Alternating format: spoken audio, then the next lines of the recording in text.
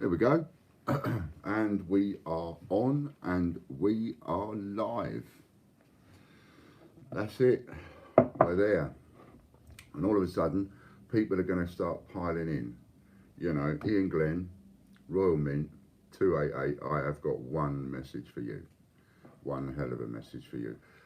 The beginning of this video is directed at you. So, you are in no doubt about what my intentions are and what I'm going to do.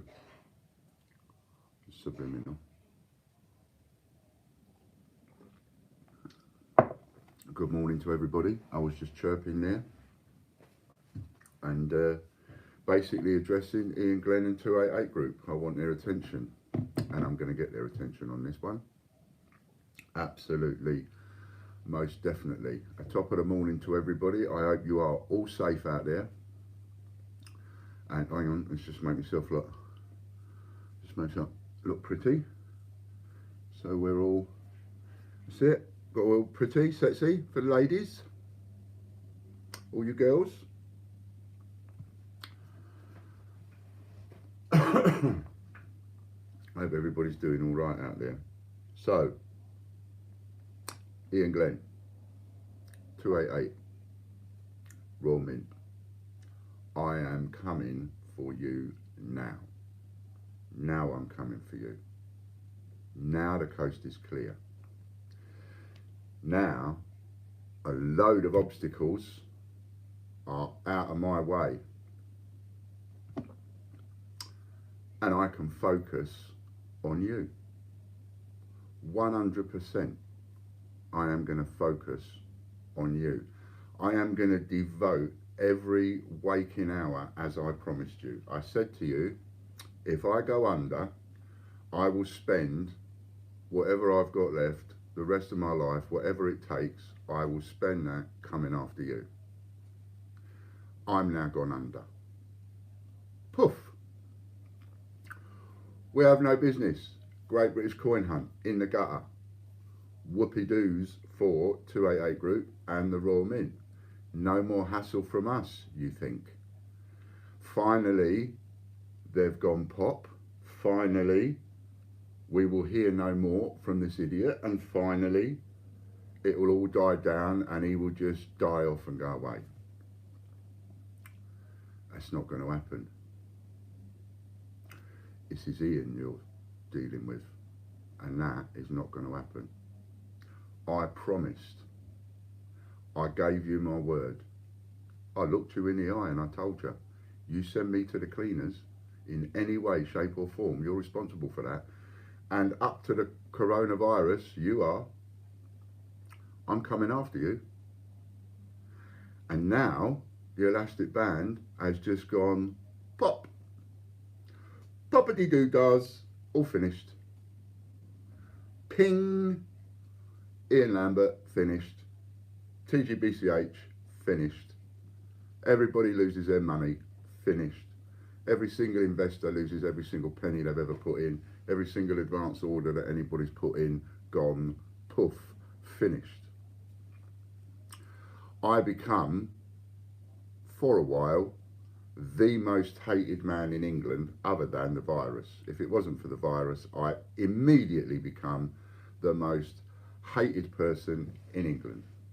Because I am going to have so many emails calling me a crook and one thing and another, which is great for you because it means that all my attention has to be dealt with over there with all of this mess that I've now got myself into.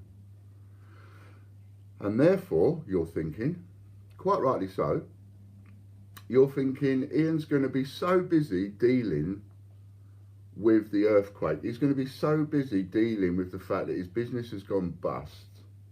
Ha ha ha. We ain't got to worry about him no more. Hello Judith, my darling, and everybody else that's come in while I've been chirping away. Popcorn, Chris. So you're going to be thinking, it's all right now. And to a degree, you would be absolutely right. But we've got the coronavirus. And I've seen this coming. I've been talking about this for 2 months. I take notice and pay attention to what's going on in other parts of the world. So I knew this was coming. And I've been thinking about this coming. And I've been preparing myself for this coming for the last couple of months while I've been talking about it to everybody, because I know I could see, like any logical person, that half, or if not the entire world, is going to go on lockdown. I could see that months ago. You know, it doesn't take a genius to work this kind of stuff out, because, you know, the first reported case was on the 17th of November. That is a long time ago. Chinese government did a lot to suppress it.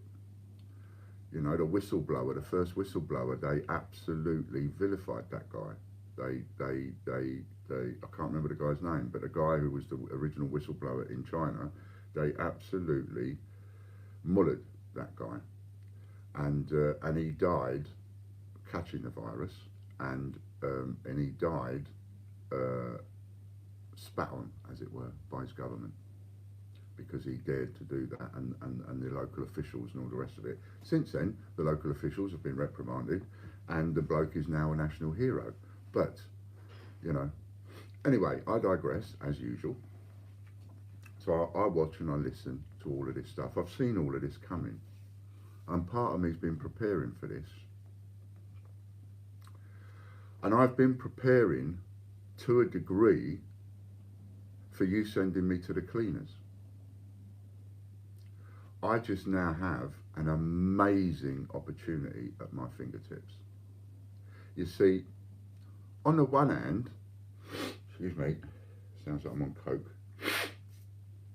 On the one hand, I'm beat, finished, right? That means nobody's going to get anything.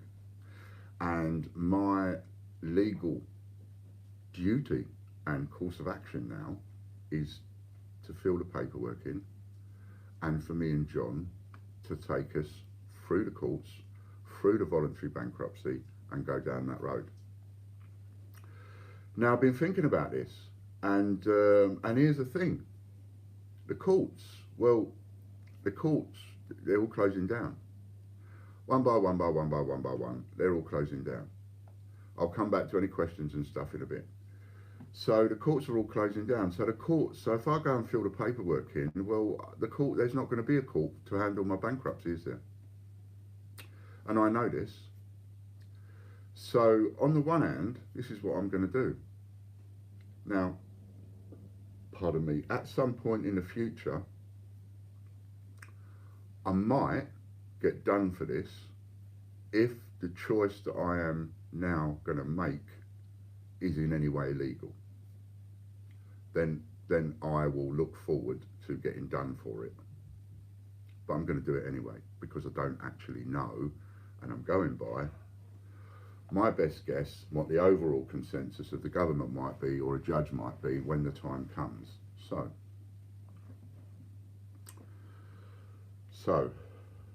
how am I going to do this? What am I going to do? Well,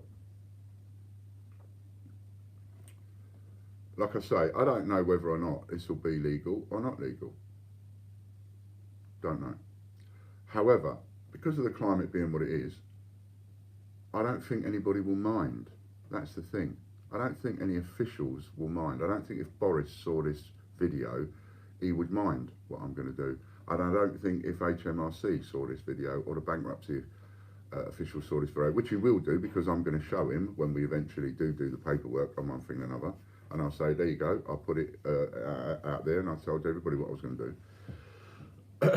So I am prepared. What I'm trying to tell you here, Ian, and McDade, and Inson, and Macintosh, what I'm trying to tell you here is that I am prepared, as I told you right at the beginning, to go the full distance. And I am going to go the full distance, no matter what. Even if this brings me a prison term, I will go the full distance. So it's important you know that.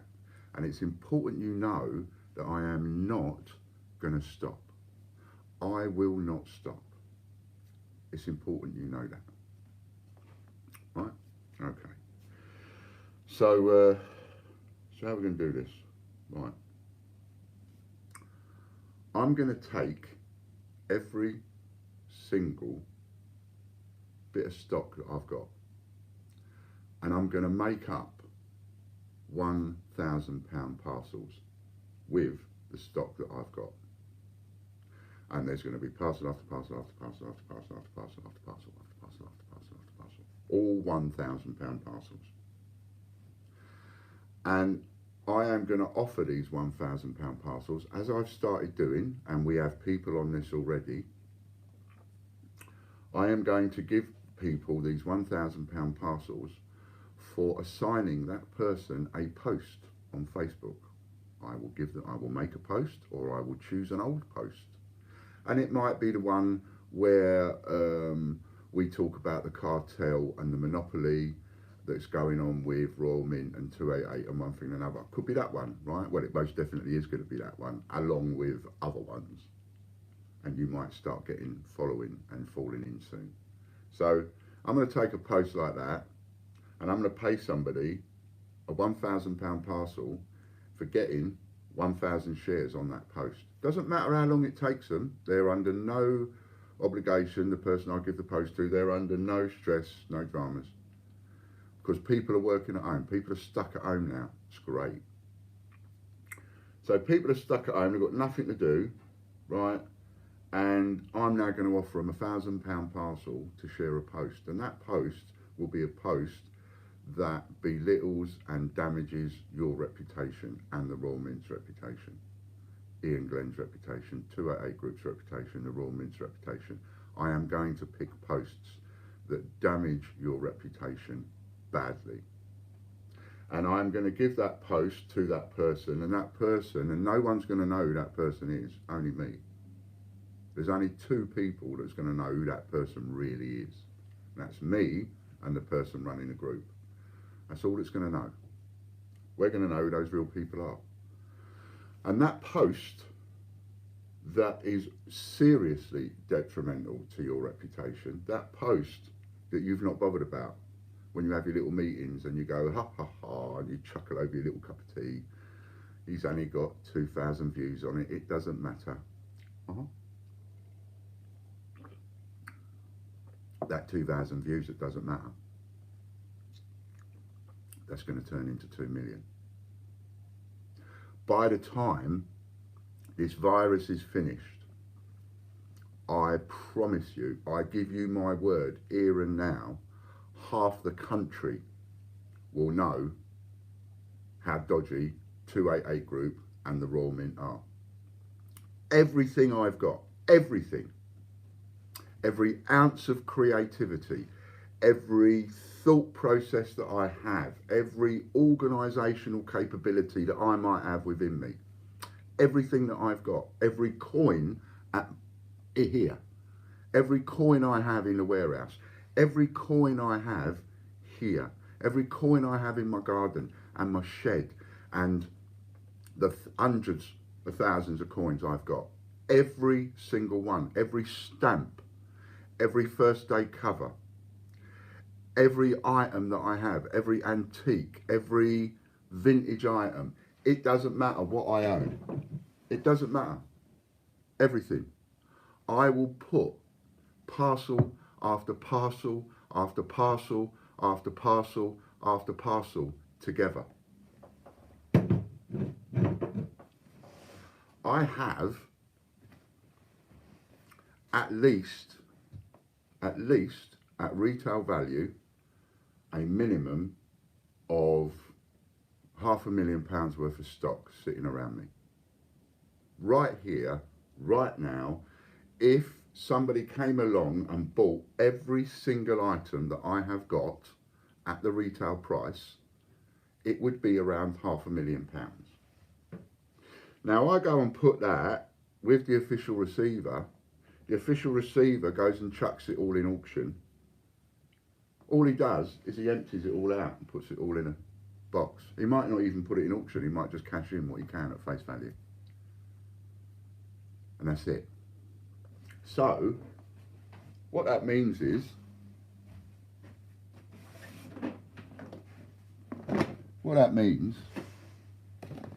take a box like this, I've got loads of these, remember? Remember, Ian, I bought 3,000 of these off you.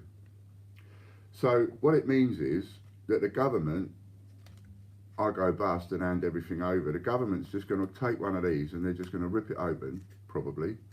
I doubt they'll even bother selling it, and they'll cash it in for the face value because they'll get more, you know, because they're not going to get anything at auction, is what I'm trying to say. So my £500,000 worth of stock, now I've gone bust, is worth nothing.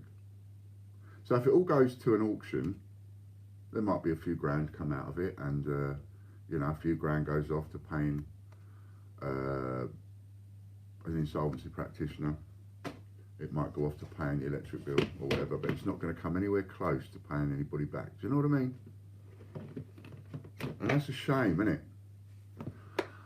£500,000 worth of stock as a minimum, and if you threw all the lot back in, if you cashed the lot back in, not a lot of money, because its value is to a collector. So the penny that I sell for £2, that's only worth £2 to a collector. Otherwise, to the official receiver, it's just worth a penny. Now, I'm not going to get very far once this lot goes to an official receiver. So there lies a problem, see, there lies a dichotomy. Once it goes to the official receiver, we're beat. Everybody is beat. And at that point, that's the point where you rub your hands and you go, we won. But it's only at that point, you see. So we have to get to that point. Now, what I can promise you is, I'll give you my absolute word on, is that not one of these coins is going to go anywhere near the official receiver. The official receiver, an insolvency practitioner, excuse me,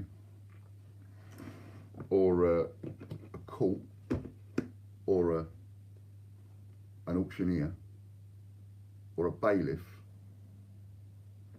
none of those people are going to come within 100 feet of any of my coins.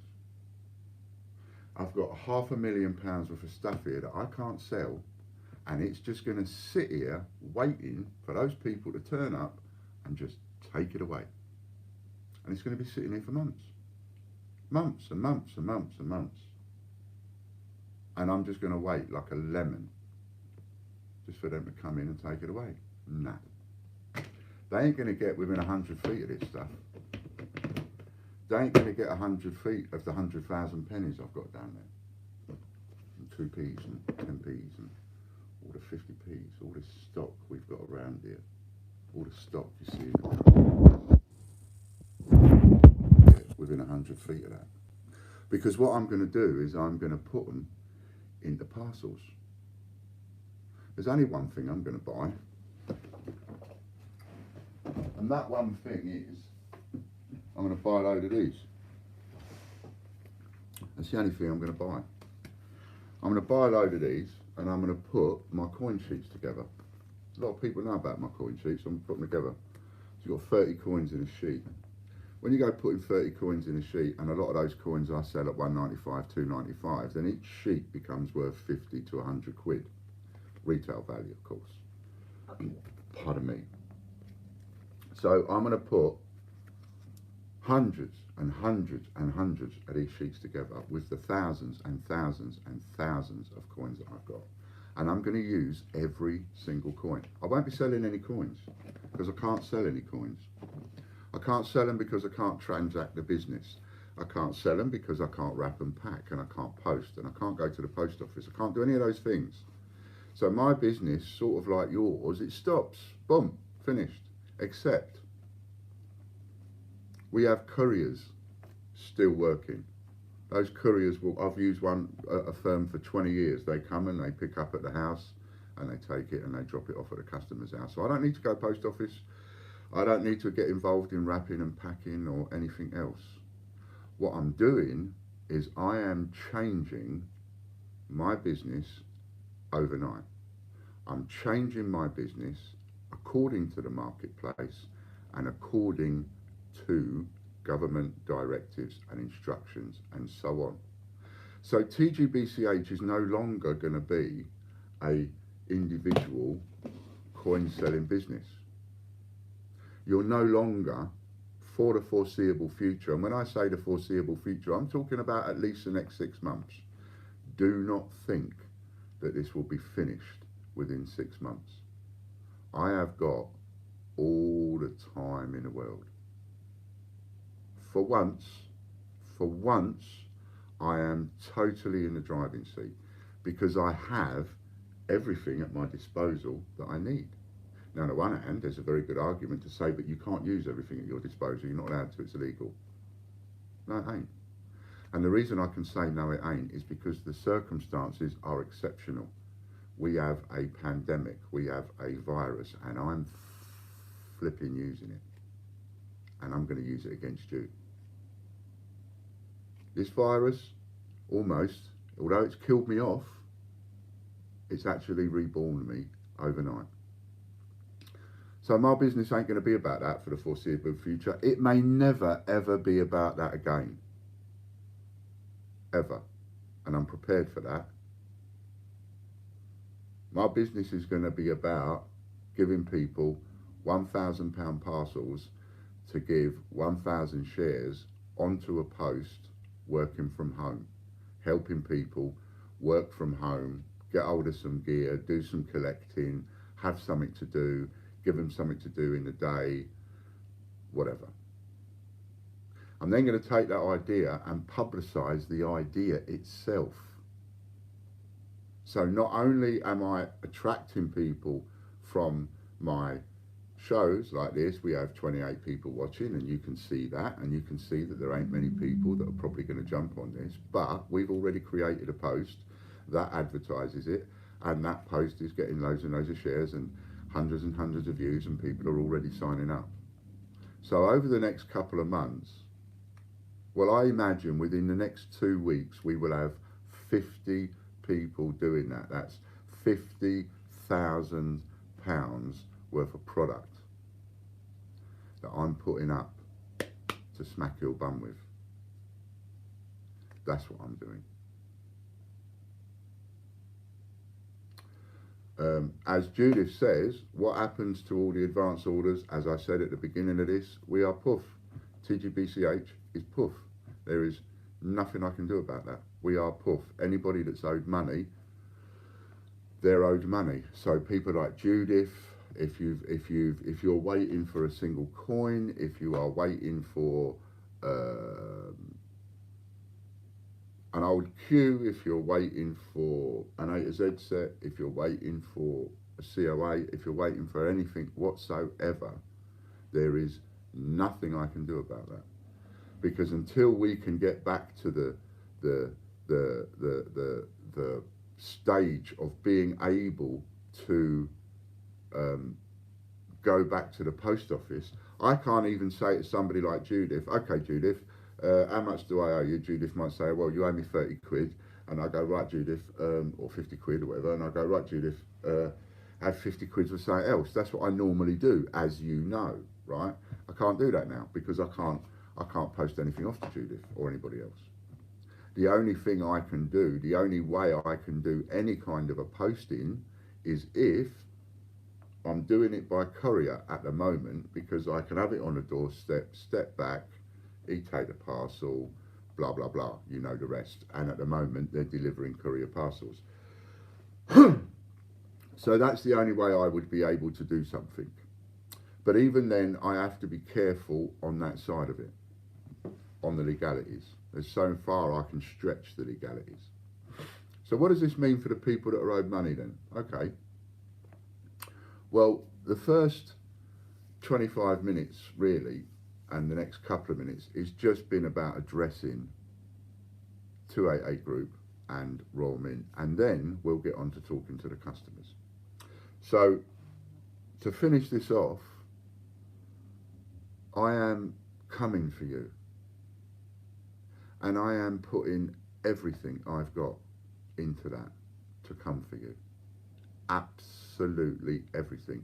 And I am determined to do that before all of the courts reopen and I have to file for bankruptcy.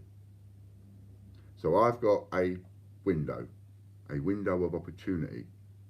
And a lot of people think that that window of opportunity is there, when in fact, I think I've got a window of opportunity here because I think this is going to go on for longer and longer and longer and longer.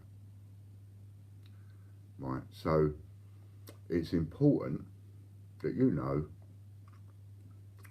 that this is not going to stop, and it's going to go on and go on and go on and go on, and it will only ever stop when you finally get round the table and make reparations for the damage that you've caused. That's that.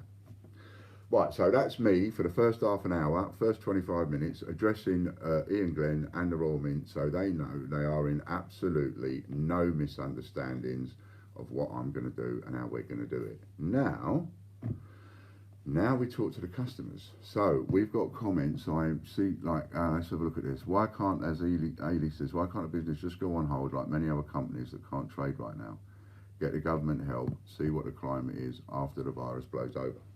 Well, there are certain things that we're going to be able to do, Ailey, you're quite right, and I will continue doing them. So I don't feel too stressed about making this decision, and I'll tell you why. I think that this is going to get worse and worse and worse. Therefore, I also think that the government are going to come up with more and more rescue and different types of packages. Therefore, I think that there will be things coming forward that you and I don't even know about yet, that the government haven't even written down yet and agreed on yet, but there's going to be more and more packages coming forward, because within days they're going to be getting hassled as to, okay, you've done something for the PAYE, you've done something for the self-employed, now what about the people that ain't getting anything? What about the businesses that have just gone under? Because not every business can stand what's going on for 6 months or a year. So what do you do about the businesses that go under? This is not just going to be my business that goes under. You just watch, and you will be amazed in one way and not in another, because you are going to see so many businesses just collapse and collapse and collapse and collapse and collapse. It hasn't even started yet.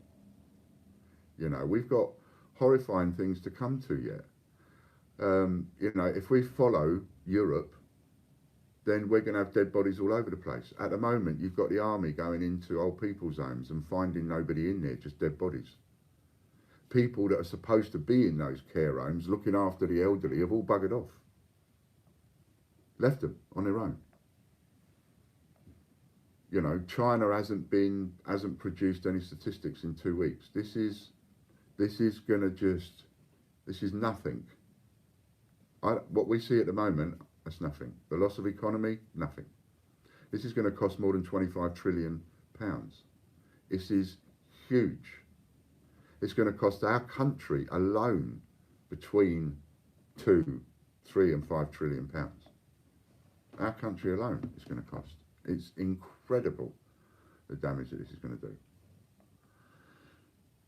So how many times do I say so? I think that there are going to be more and more packages to come into, and I think somewhere along the line, the investors and the people that I owe money to will be able to get paid, right? Or we'll be able to get paid something, or I will be able to do something with them. When we get, if you haven't heard yet, Boris has got the virus. So I know that there is a debt. So what we're going to have to do is we're just going to have to call. So when I mention the word debt, we're going to have to, in our minds, we've got to think of people like Judith and investors and gas and whatever. Because the law says debt is debt. It's all got to be treated the same. There's nothing I can do about that for the moment. Only for the moment. That's the last of your worries. Worrying about a few quid that I owe you, last of your worries. Don't panic over that. For the moment, I can't do anything about that. That actually does me a favour, because it takes a bit of stress off. I can't do anything about the debt. Therefore, I'm not going to worry about something I can't do anything about for the moment. There's no point. Don't worry about things you can't change. You know, worry about the things you can change. I can't change that. That's that situation, so I can't change it. So I'm not going to worry about that for the second. I know I've got that debt. Right, I'll deal with that later. And I will deal with that either by compensation packages or find a way of paying that off before this is all finished. So, where does the income come from? Well, from now on, there's not going to be any income from this. The income that comes in from now on will be things like that I can sell, like shares in the Royal Mint TV, shares in the royalmint.news, 10 times the Mint fund, because my intention is to get so much publicity. As I've said, each post I'm looking at getting 1 million or 2 million views. I want half the country by the end of this lockdown. I want half the country knowing about the issues that we've had with the Royal Mint and 288 group, and I want half the country knowing how bent they are, and this is the way to do it. Now, if I've got so many people looking at these videos, it can only mean one thing at the end of the day. If you get enough people, you will get people that will come forward and go, I'll put in for that, I'll put in for that. So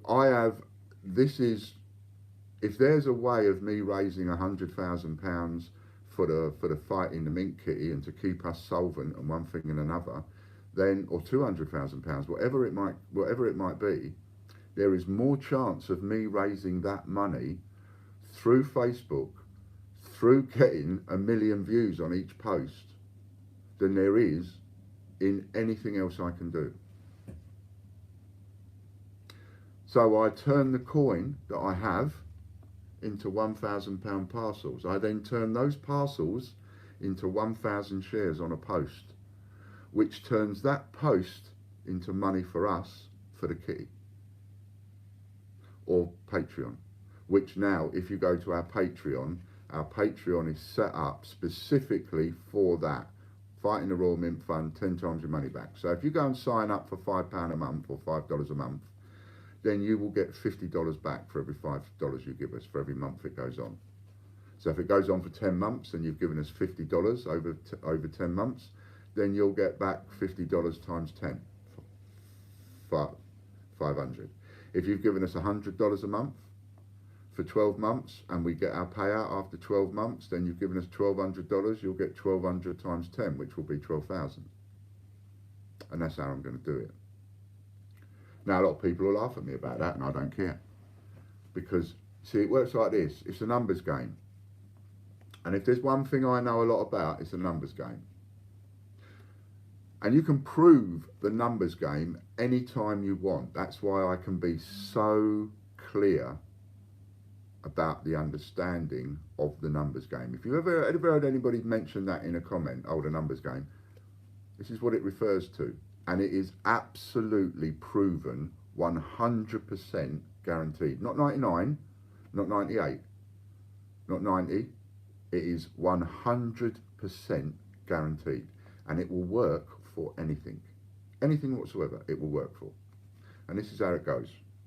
The numbers game says, if you ask enough people, someone will say yes, is one way of putting the numbers game. So, if I go out right now, take this camera with me, and start knocking on doors, step back, and say, hello, I'm selling these at £5 each. Most people are gonna go, no thanks. Just like the people that come around selling the sponges and the clothes pegs. Most people are gonna go, no thanks. But every now and again, someone's gonna go, oh, I'll have one. Move on a bit further. I won't take that with me. I'll just go and knock on doors and say, excuse me, I'm a bit skint. Would you give me a £5, please? I guarantee you 99 doors out of 100 that you knock on, someone's going to say, every single person's going to say no. And you'll probably have a few doors slammed in your face. But let me tell you, someone will give you a £5. If, and only if, You knock on enough doors, and that is the numbers game. If you do it enough, this will happen. If whatever you want to happen, if you want to start a window cleaning business, you go knocking on doors. For every 10 doors you knock on, 8 people say bugger off. But, you know, 1 or 2 people will go, yeah, all right, I'll have my windows cleaned. I've never met you before, but I'll let you come around and clean my windows. That's the numbers game. Why is that so important? If I get 1,000 views on a post asking for money for 10 times the Mint Fund, I might get 20 quid through, 30, 40 quid through. If I've got 2 million views on that post, if 2 million people have seen that post, then the numbers game says out of 2 million people, a percentage of those people will be skint, a percentage of those people would love to put into it but can't, a percentage of those people will have more money than they know what to do with and therefore could just put in X amount at the blink of an eye. A percentage of those people might even be millionaires or celebrities or whatever, because we're looking at 2 million people. So if 2 million people have seen that advert, then you know that that advert has gone and got everywhere. It's got in all the corners. Someone in every village, in every town, someone somewhere, a celebrity, you don't know which one, but out of 2 million people, there will be 1 or 2. A couple of celebrities will have seen it. News station will have seen it. Absolutely, Ian Glenn will have seen it. Do you getting where I'm going? So, by putting 2 million views on that 2 million views that's just cost me £1,000 might bring me in £20,000. Might bring me in 50. So suddenly, I found a way of turning all of this redundant stock into money. But it's going to take months before I actually start getting the cash coming in, because we've got to get the views first. And all of that is really difficult. I find it a bit easier now we're all on lockdown. That's all right at the moment. You've got things to do and potter about the house, and people will be, you know, you'll be having sex, and then you'll be cooking a meal, and then you'll be having a bit more sex and cooking a more meal, but that'll only go on for so long. Do the garden. If you ain't got a garden, you'll paint the flat, and you'll run out of things to do. And you'll be playing with your collections, and you'll be looking at them, and you'll not be able to add to them very often, and one thing and another. Suddenly, oh, Uncle Ian, he's got a little plan. All you got to do is get a post off Uncle Ian, get all your friends and relatives sharing this post, which they will for you, because they'll be more than happy to help you earn a few quid while you're stuck at home, because everybody will feel a little bit sorry for everybody else, and I'm going to tap into that. And so people will be sharing and sharing and sharing and sharing and sharing, and they'll be doing this like a little job. They'll be doing this like homework, proper homework, and they will be getting paid a lump for it, a £1,000 parcel. It doesn't matter if that person ends up selling that parcel for 50 quid. Doesn't matter. They do what they want with it. They can sell it for 800, sell it for 50 quid. It doesn't matter. But what matters is that they receive the box, and in that box is £1,000 worth of coins. And not only that, I will be doing a video to show what I'm putting in the boxes, so people will be able to see what goes in the boxes. And of course there'll be things like this in the boxes. There'll be bunts, and they'll be circulated, and they'll be uncirculated, and they'll be new, and they'll be packaged, and there'll be A to Zs, and there'll be whatever. And then I'll do some print ones, and then I'll do some stamp ones and things like that. I'll do some mixed ones. And so by giving £1,000 worth of coins that I could sell for £1,000 to a person who then goes out and gets 1,000 shares on a post, and that 1,000 shares brings me in £5 or £10 or £20,000, then I've done really well with that £1,000 parcel. And suddenly, in a couple of months' time, I may very well be in a position to just start settling all the debts, because I've now got money coming in. And I've got money coming in, and I haven't got the expenses going out. And then the more I think about that, I think, well, you know, because of how we're finishing, we may or may not be able to get Logan and Kelly their money, and I still don't know where I stand on that. If it certainly becomes as simple as me signing a bit of paper and they end up getting their money from the government, fan-dabby-dozy, and I'm more than happy to do that. But I have no idea what's going to happen. I have to work on the premise or the possibility or the pretty much whatever that Logan and Kelly won't be coming back. They may go off and find themselves other jobs now. I don't know. But that will unfold over time. And then, if they don't come back, or if their job isn't open, or whatever, which we don't know about yet, because we don't know, whether they can have it, whether they can't. But whether they come back or not, it means we're back in the position of selling coins once again, 1, 2, 3, 4, and all of that. Now, if by the time it's time to go back to work, and I'm created an idea, a business model, if you like, of taking £1,000 worth of coins, giving them to somebody, and then that person essentially gives me back 5 or 10 grand with the shares that they're doing, why would I go back to selling individual coins? I might just do this ongoing. Who knows? We might just be a wholesale, this is what you get for doing the shares that you do. We might just do that ongoing. Who knows? If it makes more money. By doing this, I'm then in a position where I have a chance of making money. Whereas at the moment, I have no chance of making any money. So we go for the Royal Mint Fund. We go for suing the Mint and suing 288 Group. We get all the money we need from that. And it doesn't matter that £2,000 has come in and I've used that £2,000 for wages or for bills or for paying the solicitor or for whatever, and I end up giving back £20,000 for that £2,000. I don't care. I needed that £2,000 now. So when I get the massive payout in a year or 2 years' time, I don't care that I'm paying 20 grand back for £2,000 that I had, because they gave me that when I needed it. And the overall cost and the overall claim is more than 10 million on each. 288 Group, Royal Mint, it's more than 10 million. 10 grand a day, going back to November 2017. Do the figures yourself, add it up. I don't know how much it adds up to now, but do the figures yourself, that's what it comes to. So I can take any amount of money doing the 10 times the mint thing. I can take in 10 times. So what's the most that I could take in? Probably, if we took in 500,000, we'd be paying back out 5 million. And we may even be able to claim for all of that, like you do court costs, because, we had to get people to put the money in. And maybe you can argue for getting that back. So that might even be on top. Who knows?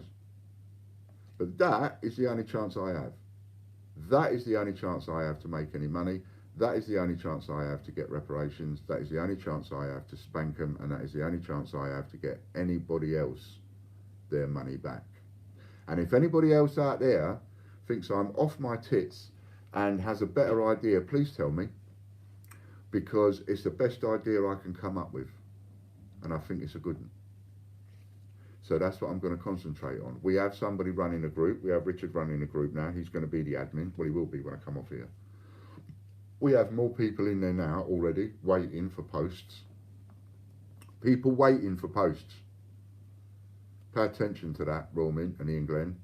I have people sitting in there now waiting for me to come off here and give them a post that they can go off and share. It is not hard work to find people to do this posting lark for £1,000 worth of coins. That has got to be the easiest roll call I've ever made. I want people for this. And I'm getting it like that. And I've got enough of this to cover it all. So, that's how we're going to fight back. That's what we're going to do from now on. And all of the other stuff will have no choice but to stop. And we will try and fix every issue that has ever happened.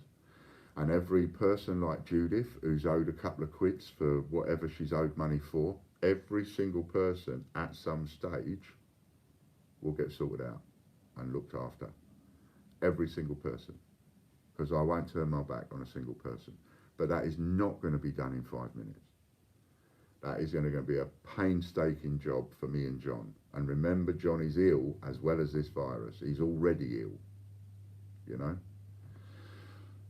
So that's the plan. Did you watch Martin Lewis last night? I think you may be able to do furlough workers. He said no one will get into trouble. Government wants people to be furloughed and have money to keep the economy going.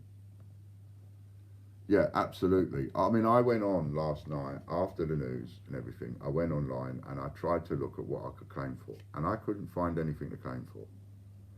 And it's also going to be a bit more difficult because the idea that I had meant that the person doing all of that work would have been Logan at home doing that. But that becomes illegal, so he can't do that. So I'm not too sure how we go on. You know, I went on to our Santander to try and tap into the business interruption fund. There's this business interruption fund that the government have set up that every business is supposed to be guaranteed to be able to get. There is nothing on the Santander website that allows me to do it. The only thing it allowed me to do up to last night was it said, if you want to apply for an overdraft, you can apply for an overdraft, and if you get turned down, we will automatically consider you for the business interruption fund that the government's just put up. But there's no way of applying to that fund directly for me at the minute. So, and the wages thing, well, that probably, I probably won't be able to get anything on that either. So I'm probably it's going to be a funny turn of events actually, because some of you are thinking, because of the comment that I'm getting there and one or two other comments, some of you are thinking there's more and more, it looks like there's more and more chance that Kelly and Logan could end up getting furloughed money. Which if that's right, then that's great.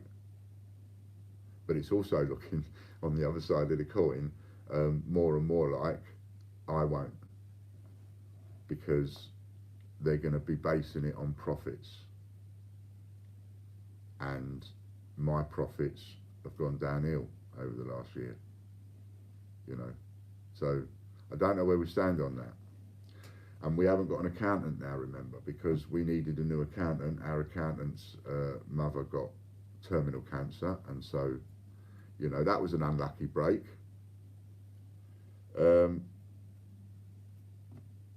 So we've got to do all of that. What happens if your plan doesn't work?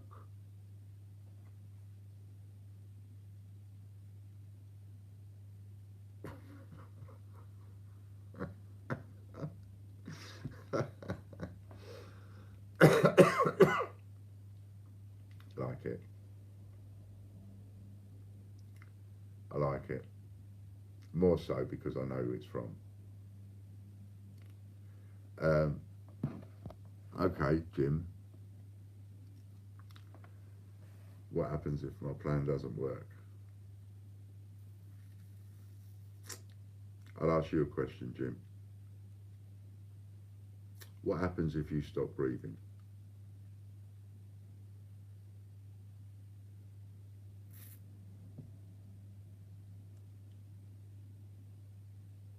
Go on then. What happens if you stop breathing?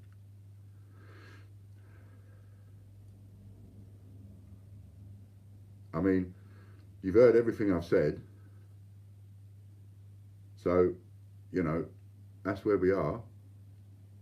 The question you're asking me, what happens if your plan don't work? What happens if you stop breathing? You stop breathing, you die. My plan doesn't work, we die. That's it. But it's it anyway. And that's why I find it so funny. I'll kick the bucket. Exactly. So will everything else around me. It's going to kick the bucket. It's not, you know. But I am a very positive guy. And I'm a very creative guy. And I don't lay down in a fight. Do you have a backup? No. This is my backup, Jim. My backup is this idea. And make no bones about it, if you are a person that I owe £5 to, or a person like Judith I might owe £100 to, or a person like, I can't mention names of investors, but a person that I owe £10,000 to, let me tell you this, no matter what I owe you, if you want to see your money again, then get behind me any way you can now. Because this is it. This is the last chance. Without the coronavirus, there wasn't even this chance. The only reason that what I'm about to do and what I'm doing now makes sense in any semblance of any world is the sheer fact that we have got this coronavirus locking the entire world down, and we've now got 30 million, 40 million, 50 million people in this country alone stuck indoors. There are 4 billion, 5 billion people around the world, more, stuck indoors, as constrained as they possibly can be.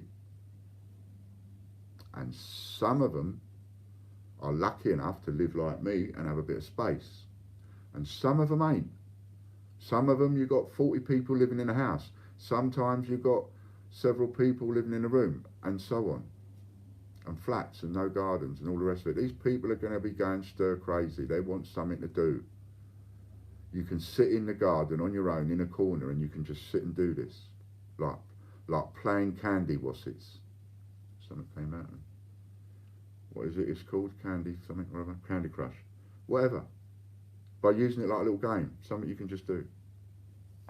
Now, if this don't work, that's it. It don't work. It don't work. Nobody will get a single thing. At the moment, we are at a stage where nobody gets anything anyway. So, nobody gets anything anyway. Shall we do that where if it don't work, nobody gets anything? But if it does work, everybody gets. What should we do? Should we go for it or not bother? And I don't like going, no, I can't be bothered. And I don't like giving up. So I like to carry on fighting, and this is the only way, this is all I've got left to fight with, so I'll use that. And, you know, and I don't mean this disrespectfully to any of my customers, but get behind it or don't. It's entirely up to you. As of now, all your money is gone. You can blame me for it. I can be the most hated man in England, and you can want to cut my throat, but your money's gone, finished. And the coronavirus did that, finished us off. I mean, we had the problems anyway, I'm not blaming that, but I am saying the coronavirus thing has finished us off. I can't trade in anything. So, as of this moment, as of the other day when everything closed, that is it. It's gone, it's finished, and there's nothing I can do. I assume we can't use our points now to buy into the Royal Mint fight. Is it cash only? I don't know about that. I'll have to look into that at some point, because all points does, I can't spend your points at the solicitors, and I can't spend your points buying shopping, and I can't spend your points paying wages and paying electric and water and HMRC bills and whatever. So it has to be cash for that. And the only way of doing it is either by bank transfer, or the best way of doing it now, especially for your own records, so you've got the records of it and it's all set out properly and everything. The best way of doing it now is on the Patreon. If you do it on the Patreon, then you know you can look at that. I've done it so that you can look at that. If you're on low income or whatever, but you want to put a bit of something into it, then the lowest one is a £5 a month, or $5 a month, which is probably about £4 or something. But you know, you can put in a small amount, or you can put in a big amount. You can still choose how much you put in, but it has to be cash only. The points and stuff, we're still working on that. We're still working on a website. That work will still get done. We are working on it. Butch is not back. Butch is going to be missing for a while, and that's because he's now got to look after number one, He's got to look after his own family, so he needs to be on Arizona time. And we often forget that when I come on here at 11 o'clock in the morning, poor old Butch, it's up past 3 in the morning for him. And if he's got up an hour before the show, it's up past 2 in the morning.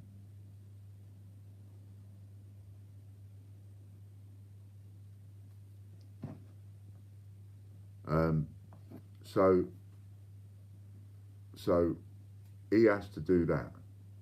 I'll come back to you in a second, Jim. He has to do that, and absolutely. So you know, going to miss you, Butch. We're going to miss him a lot, and you can all let him know that you miss him if you want.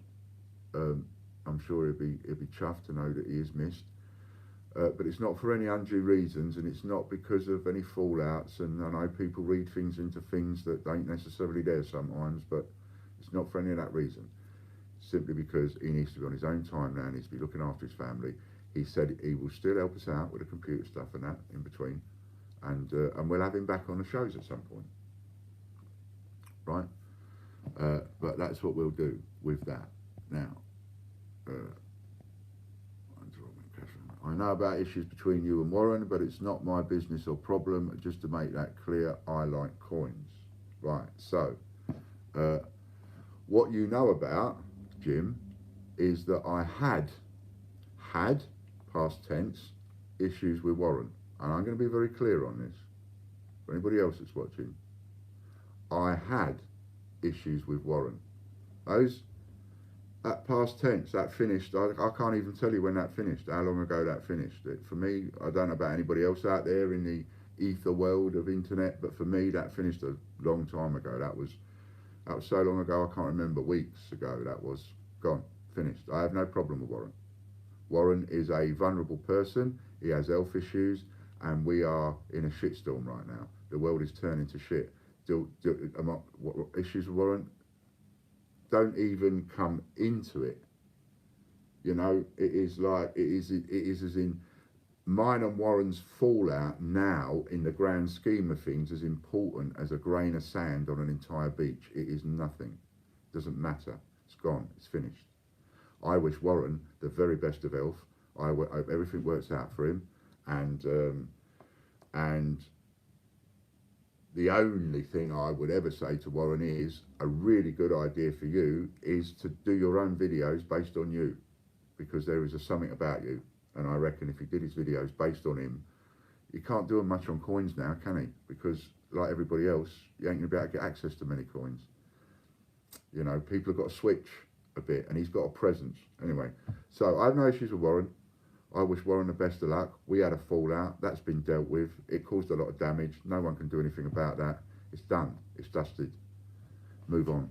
And I hope he moves on, and he does very well for himself. So I've got no problems there. So there's, you know, issues, Warren, past tense. Got it? And everybody else should be doing the same. Any fallouts you've had with anybody? You had a fallout with a neighbour? You had a fallout with someone in the family? Really? Does it matter now? This is that one time in life, that one time in history that should be giving you a wake-up call, smacking you in the face when you look at yourself in the mirror and letting you know that that row you had don't matter anymore. And it will never matter again. Ever.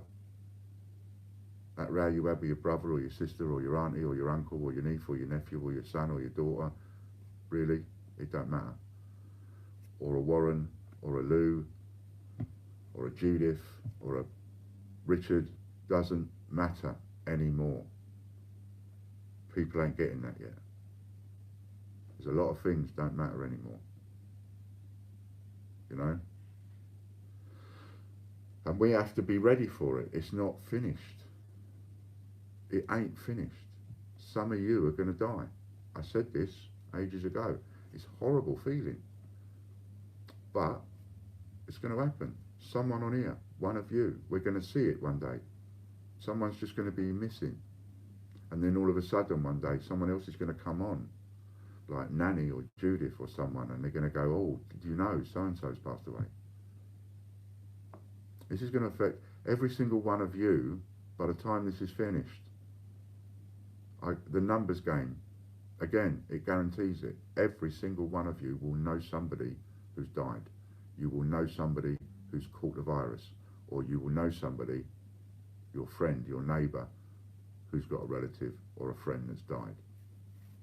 This is going to be one of those things. And if you are one of those people that haven't quite woke up to that yet, this is going to be one of those things. Every single one of us is going to know somebody. And that is not nice. That's horrible. And at the moment, you've got things like misinformation, and you've got countries like China that just are not giving any information out anymore. So you now can't go by proper statistics because the statistics are all wrong, because they're not giving the proper statistics. They're not taking the right people into account. In China's statistics, in the statistics that they were giving, they weren't counting in the people that were asymptomatic, the people that tested that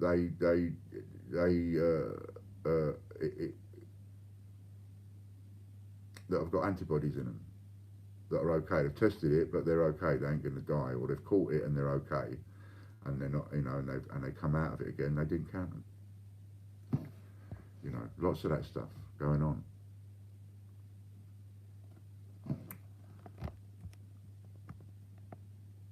Son ordered a coin for his birthday in February.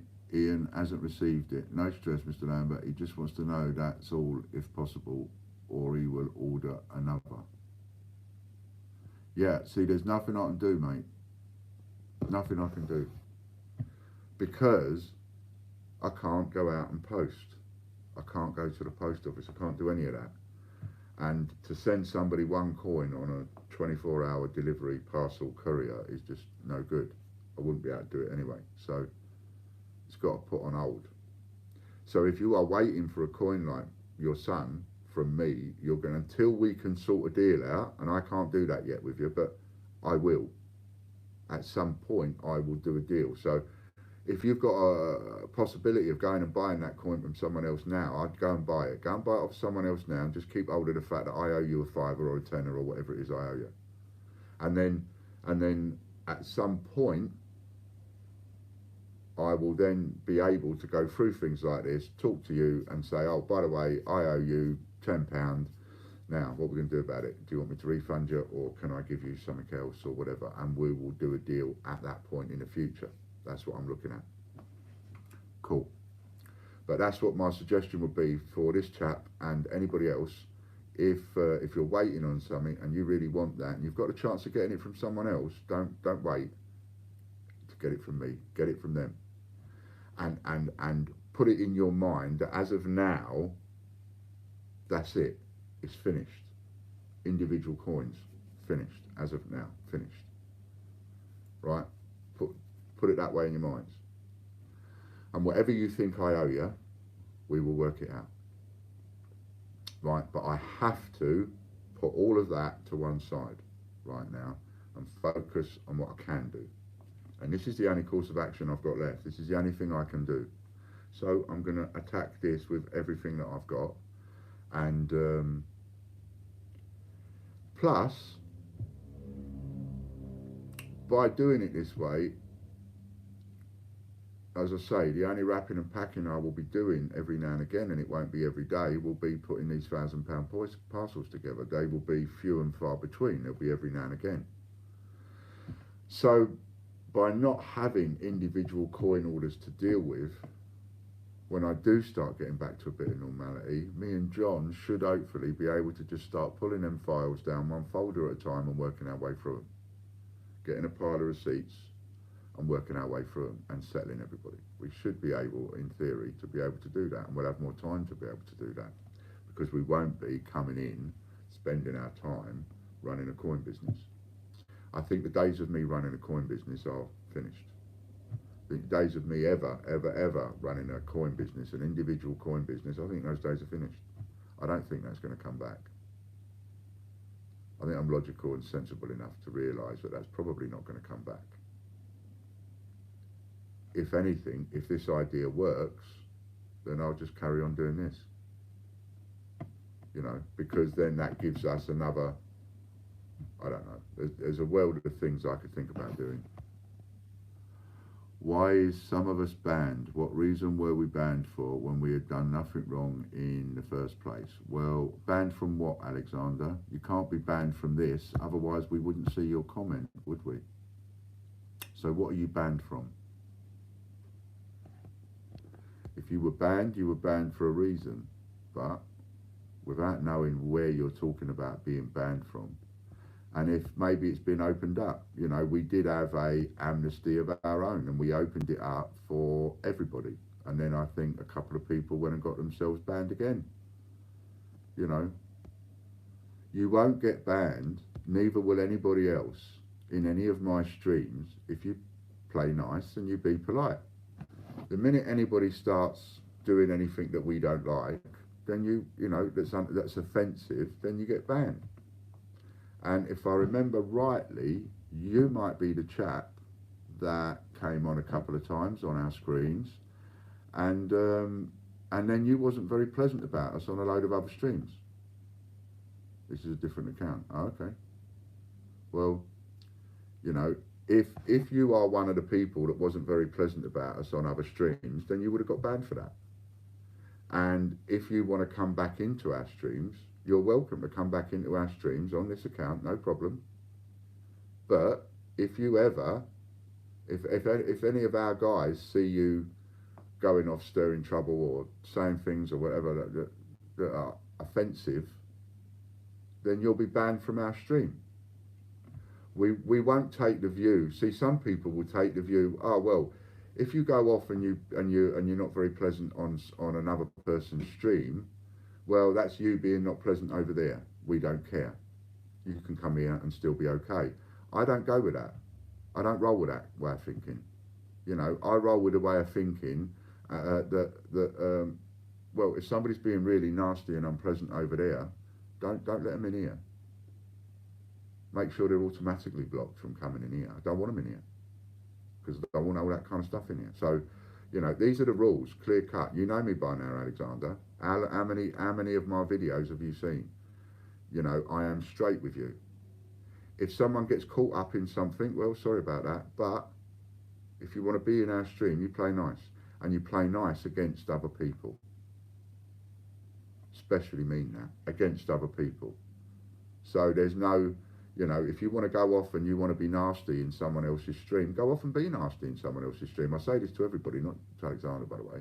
Go off and be nasty in somebody else's stream. But if we see that, then don't be surprised if one day you come into our stream and find that you can't leave a message because you're blocked. Because I don't go for all of that. You know, I don't go for that nastiness. You know, exactly, as Nanny Sue just said, you know, do you really need to ask Alex? You know, if it was from the site, there is no site, so what are you worried about? Doesn't matter that you're as far as I'm aware, you wasn't blocked, banned from buying off us off the site.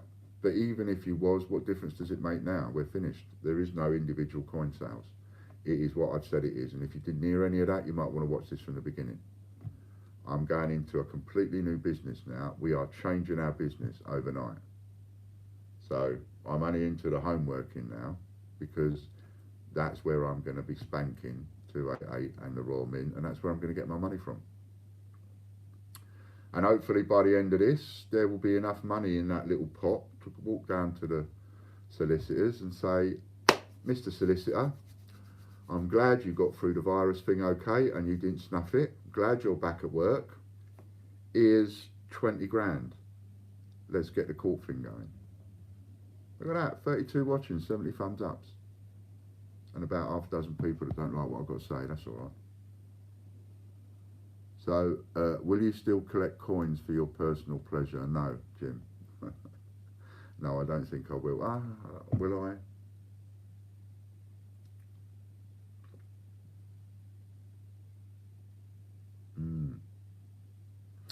You see, I think a true collector, like Jim said there, you know, will you still collect coins for your own personal collection? I think a true collector would,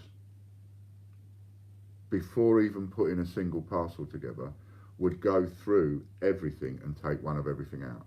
and go, well, I'm going to take one of everything out for my own personal collection and just build up a massive collection.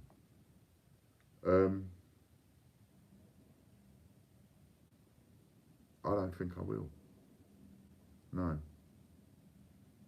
I think if I ever get to be able to collect anything, I'll probably go for collecting silver or gold one day. Yeah, if I was going to do anything, it'd probably be that. I don't think it would be any of this at all. I don't think I'd bother with any of this. And that's only because I have seen too much in 7 years. I've seen nice, I've seen lovely, I've seen love, I've seen hatred, I have seen nasty, I have seen vindictive, I have seen evil. All of these things.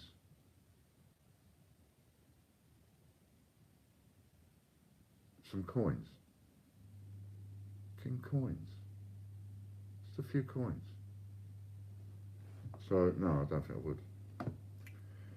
I think I'll be glad to get out of it. I will be the happiest man in the world if I can get through and come out the other side of this tunnel, pay everybody off and give Royal Mint and 288 a spanking and still have enough money left over to buy a house to die in. That'd do me. That'd do me, and TGBCH is no more. I'm fine with that. You know, I'm 56 years old. I can't do this forever. I'm ill. I nearly died several times. It's like, you know. But I still won't go down without a fight. So we win this fight and then I'll, you know, pack it in. And there is no better way of being able to deal with all the stock than the way I'm doing it, because it's going to go to collectors, it's going to go where it needs to go, and it's going to go by date and by coin instead of by bulk. And it'll include everything. Those parcels will include everything. They will include foreign coins at 50 quid. They will include 50p's at 3 and 4 and 5 quid. They will include 50p's at 15, 20 quid. They will include Bunsy and package. They'll include whatever.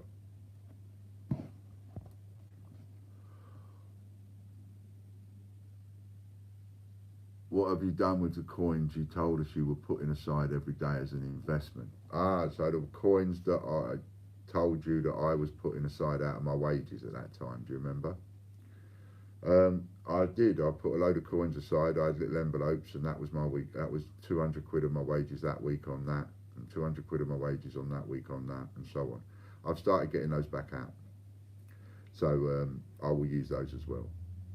So even the stuff that was my wages that I bought and paid for, retail price, I will probably put back into the parcels. You know, I'll keep some. I'll keep one of each, maybe, of the packaged I've got, or one of each of the bunts or something like that. But I won't be going down the road of like one of each 50p, of which there are several hundred.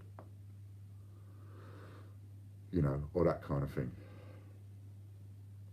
So, yeah, so to answer that question, what have you done with the coins you told us you were putting aside? So anything that I've put aside, I've got back out and I use. I'm not one of those people that would take all that and go, right, that's all that, I'm going to have all that, that's my wages, and everybody else can bugger off. I don't do that kind of thing. You know. Probably one of the reasons why I never bothered collecting coins in the first place, because what is the collection? You know, this is it. This is my collection. All of it. You know, that is my collection. Or that's not all of it, but I mean, that's part of it. And that, you know, that lot on the bottom row down there, well, they're all 50p's, little boxes of 50p's. You know, and then you've got a couple of them big boxes of Peter Rabbits there, and then you've got all them boxes and trays on the top, they're all 50p's. Then on the top £2, and then you've got 10p's above them. And that's just in here. That ain't the garage, and that ain't the garden, and that ain't the shed. So, you know, there are going to be people that... well, I suppose this will be a good opportunity, wouldn't it? Why don't we? There are going going to be people that no doubt think Ian's frantically cashing it all in, and he's going to cash it all in, and he's going to run away with the money, and we're all buggered. Hello, Mr. Blacksmith Jones. So let's take you on a little trip, shall we?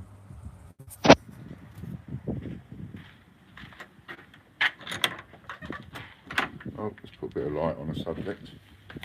A bit of light would be a good thing.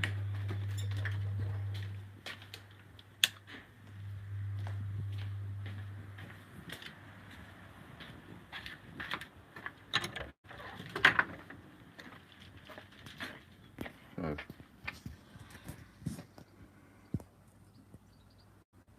all the pennies still there, still boxed, still dated, and these is just the small ones ready for going into a box and posting, you know. And then your 2p's, and then you go further down and you've got half p's all the way. See it? So if anybody says to you, oh, I bet Ian's cashed it all in, I bet he's run down a bank, I bet he's run off with all the money, you know, there's your 5p's, all your dates of the 5p's. And remember, these are small boxes, because these are just here waiting to come and get a coin out of a box and put it in an envelope or whatever, you know, 10p's dating back. And then of course, what's the next one down? Got your 20p's. And down here we got some, we've got there £5, things like that. So we've got them over there. And then we got, this was some stuff that I'd also put aside, but then we got some 10p's down on the bottom there.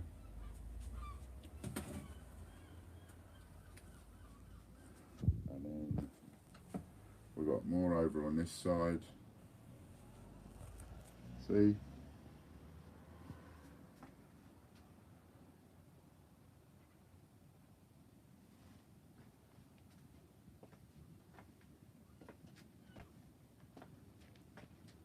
And a bit more, and a bit more, and a bit more, and a bit more, and then we got more down there, more down there.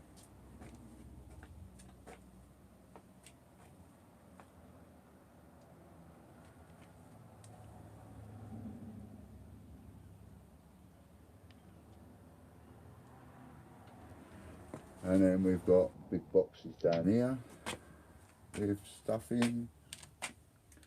Some of these have got, as you can see, sheets of coins in. Some of those sheets of coins are like 70 quid.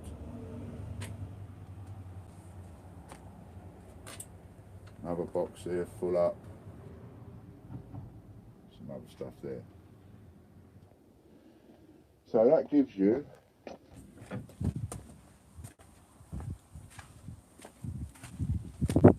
and then I don't know if we can show you this.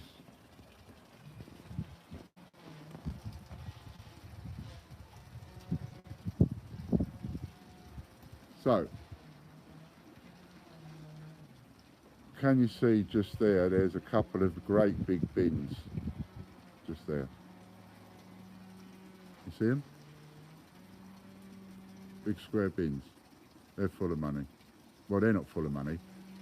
They're full of other stuff, but there are 1, 2, 3, 4 of those bins, great big ones, the other side. And that, where is it? That there, behind that chair, that is one big bin there, right? And there are 4 bins full of money. Huge. So essentially,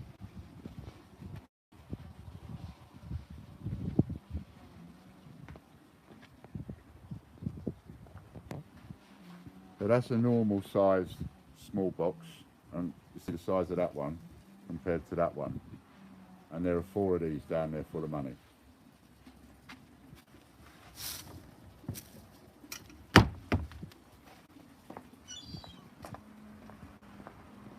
So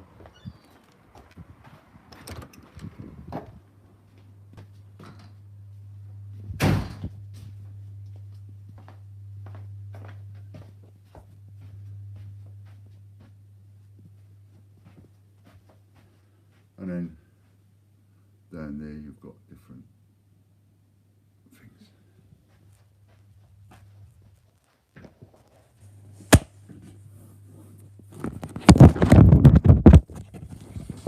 There you go. Don't know what questions came in then, but there you go. So you get an idea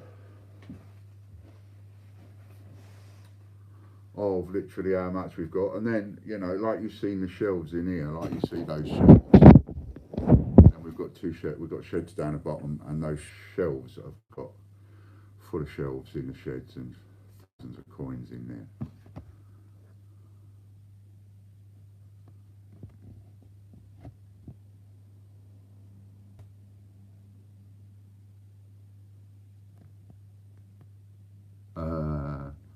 I've said it before and I'll say it again, I would love to rummage through your drawers, says Angela. Absolutely, you could rummage through my drawers anytime you like.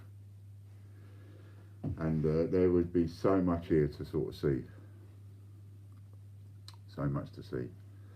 So if you want to get involved in doing this, now one of you I remember said that they haven't got a Facebook account. Was that you, Nanny? Was it you that said you haven't got a Facebook account and therefore you can't do it? Because whoever that is, I have got a spare Facebook account. Yes, it was Nanny Sue. I have got a spare Facebook account. So if you wanted to use one of my accounts, go easy with it. I don't want to get it blocked. But if you wanted to use it, you could use it. I'll give it to you. Give you the login details. You can use it, and then you can join the VIP group, and then you can get yourself a £1,000 coin parcel. Why not, Nanny? You've got nothing else to do at home. Well, you have, obviously, you know, but you know what I mean. Ian, did you see my question about the pound? No. Any other questions I've missed? Whack them up again.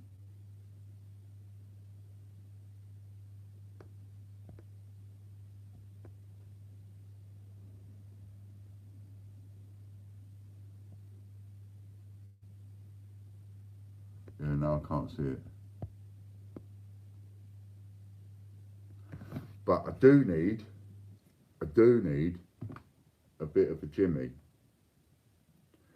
So I'm just going to take this out here rather than you see a brick wall. I'm going to let you see my garden whilst, it's better than watching a brick wall, whilst I just go for a quick. Have a listen to the pond.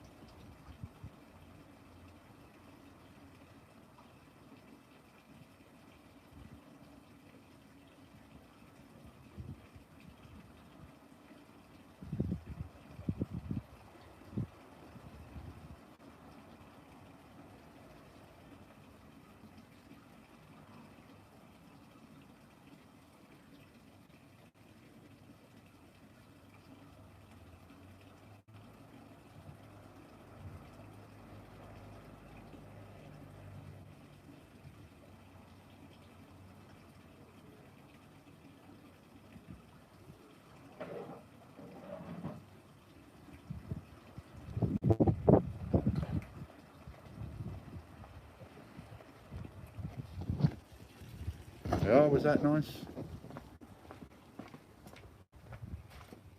So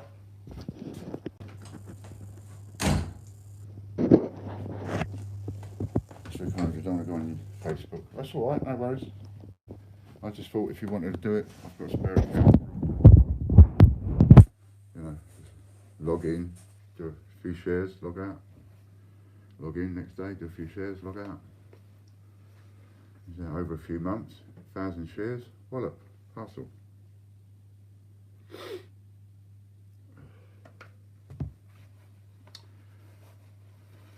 So, I'm blowing my nose now. And you might wonder, well, what videos? This will be one of them. This will be one of the videos. Well, I could show you what to do. You know, it's easy. I mean, one of the accounts I've got, it's already joined groups. So all you have to do is just do how we do it and make a list of the groups and then share it to a group, tick it off. Share it to a group, tick it off. Do 5-10 shares a day. As time goes on, get more and more done. Easy peasy. It's probably one of the easiest things there is to do. It's hard not to get carried away with it. Do you know what I mean? Andrew, who won the £1,000 giveaway? Well, again, how do we do that? It wasn't a £10,000 giveaway, by the way, Andrew. It was £1,000. It was 10,000 points. So if I do a draw now and I give you that, whoever wins it, let's say Nanny Sue wins it, and I give Nanny Sue 10,000 points, what's she going to do with them? She can't spend them. So I will probably change that and do £1,000 parcel, which is the same as giving somebody £1,000 worth of points and them spending them points on coins. I'll put a £1,000 parcel together or something. So we'll do something. You know, when we put a lot of work and effort into that, we'll do something. The other day, someone said they thought that the video had been taken down.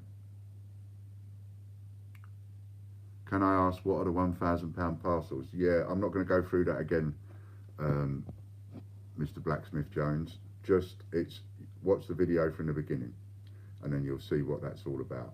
You've obviously missed a part of the video, so watch it from the beginning and you'll see what that's all about. Otherwise, I'll just be repeating what I've already said.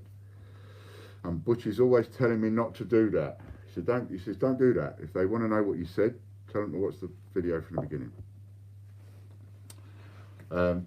But that's what I'm doing. That's how we're doing it. We're going to do these £1,000 coin parcels. We're going to have about 50 people, maybe even 100 people getting them.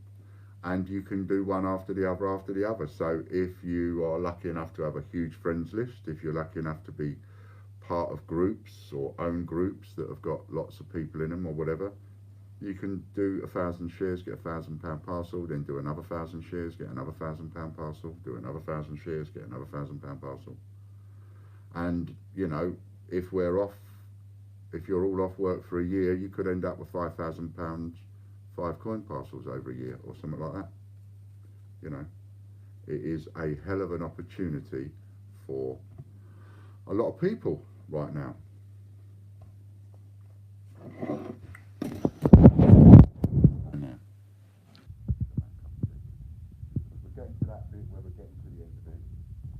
I've got a mouth like that, and so apart from wanting to know what the £1,000 coin parcels are or how that works, don't want them kind of questions, because it might not be. Start again, Angela,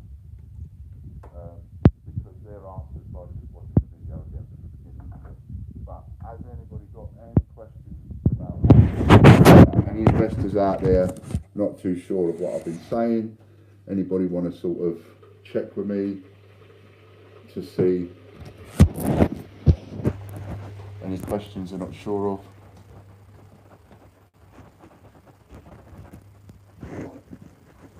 Or anything like that?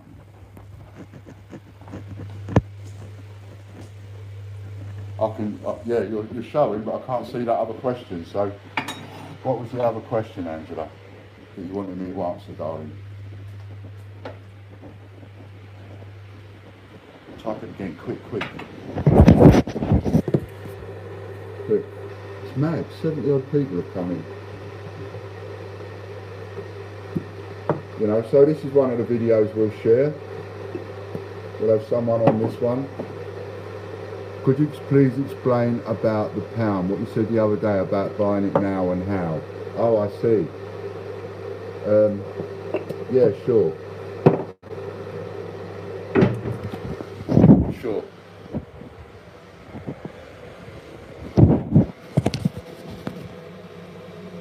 So if the pound is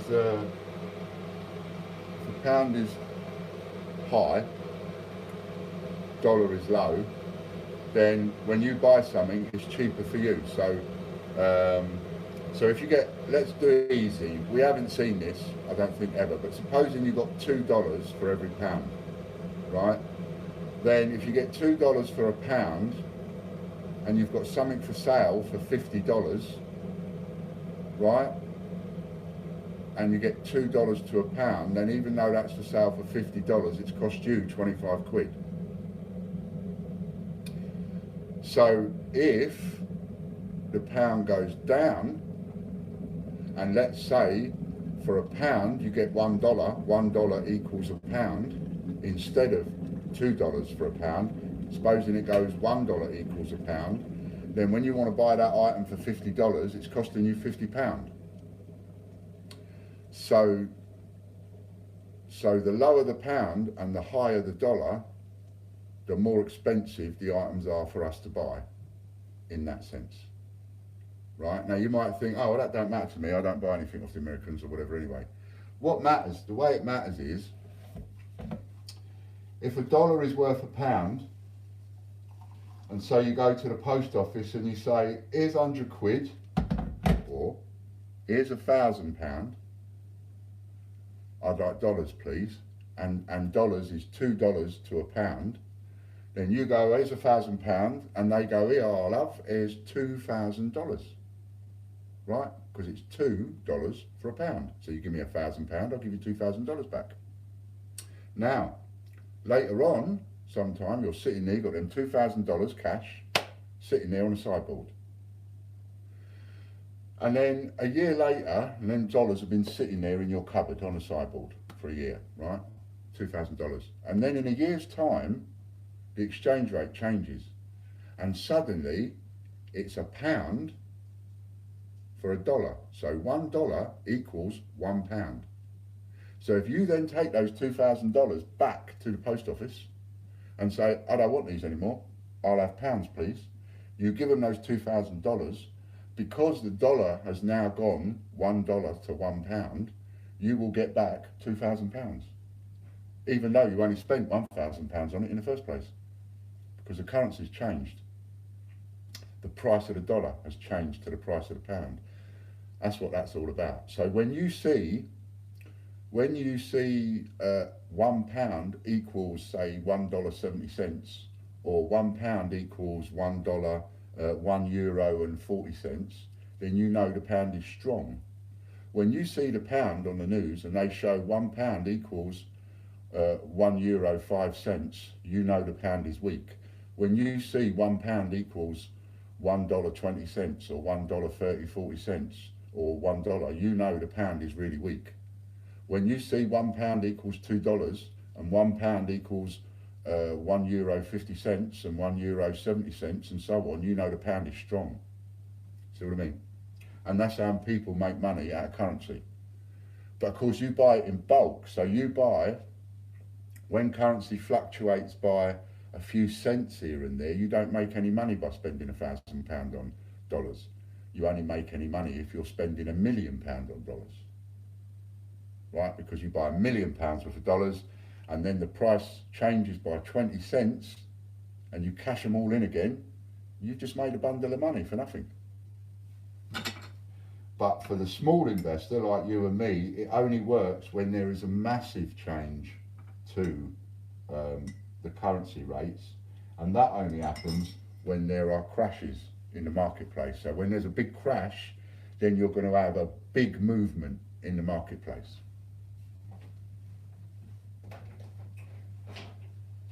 And that's when you get things that are happening now, where the pound is very weak and the dollar is a lot stronger. And the reason for that is because Donald Trump has literally put more money into the marketplace, the economy, than what Boris has. And our government is pouring money into this black hole to try and bolster up the economy. So's Trump, so's every other country in the world. They're all trying to bolster up their economy. But he's doing a better job than we are, so the dollar is stronger. or week, or is it week? Oh, now you're getting me confused. But it's at that point, or is it the other way round? The pound is strong because the dollar is weak, isn't it? No, it's the other way round because you get $2 for a pound, you make the money. No, the pound is strong at the moment because the dollar is weak. Because for one, no, it's not. The pound is strong. The pound is weak because the dollar is strong. It's confusing. But at the moment, the pound is weak because the dollar is stronger.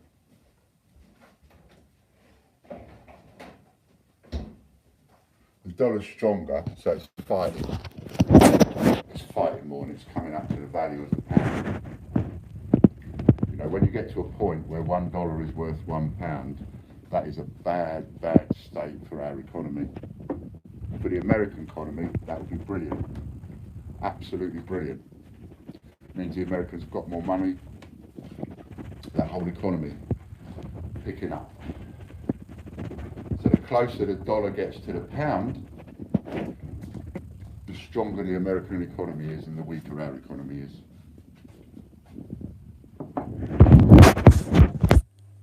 Fran? Cup of tea down here. Oh, Caspers, I didn't see you hiding under the table. Hello. Oh.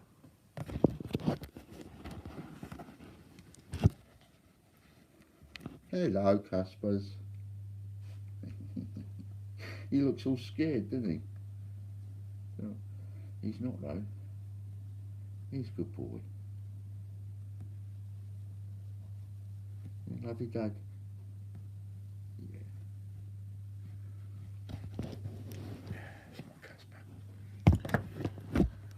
So this will be one of the videos that we get shared, and it will get 1,000 shares on this video, and that means that at some point this video is going to get 1 million hits on it. You know, and depending on how much of this video people watch, and you see that's my other idea, is that in the normal course of things, what was I going to say? I was going to be saying really profound. A bit subliminal. Oh yeah. In the normal course of things, I knew a Casper once, he was very friendly. Ah. Stop smacking your lips. In a normal course of things, all of you and all the people now that are at home, right? You lead such busy and hectic lives. Everything is quick. Everything is quick. So when you're looking at posts and you're looking at things and it's all quick. When you're looking at videos that people have sent you and they say, hey, Dave, watch this. It's all quick, and if it don't get you in the first couple of minutes, you don't watch all of it and all the rest of it. No one's got the time, right? Changes overnight. Boom, changed. Suddenly, everybody's got time. Suddenly, to me, making quick 5-minute videos, they ain't what people are going to want now. People are going to want longer videos. People are going to want, subconsciously, they ain't going to know it, but they're going to want longer videos because you are going to have, and so are they, so much time on your hands.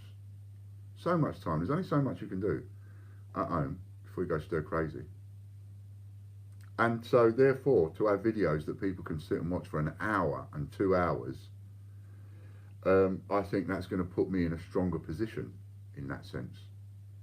And I'm working and I'm playing to that. So the videos that I will be getting these 1,000 shares on, they ain't all going to be 2-minute and 5-minute and 10-minute videos. They're going to be 1 hour and 2 hour videos and all that kind of stuff. So there's going to be, people are going to know, they're not just going to see quick 2 minutes about a problem. They are going to know about the issues with 288. They're going to know about the issues that we've had because I'm going to pick on videos that I want to highlight and I want 1 million people watching. Just thought it was important I say that. Got it, thank you. Saw it sound thick. No, you ain't. Oh, and by the way, and sorry for sounding grumpy.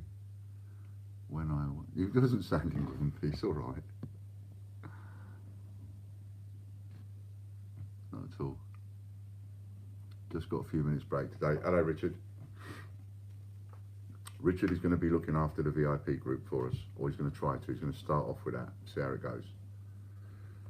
So that then frees up my time in looking into the group. So Richard will be the one that you'll be talking to in the group, and then Richard will talk to me, and we will give you the posts that we want you to share. And Richard is someone that's he's not going mental with it. I think Richard has had a post now for he was one of the first people to say, yeah, I'll do it. And I think in nearly 2 weeks, he's got about 120 shares, something like that, 150 shares, something like that. So he's on his way. See what I mean? It's something that you just do every day. Just do a little bit of this, a little bit of that.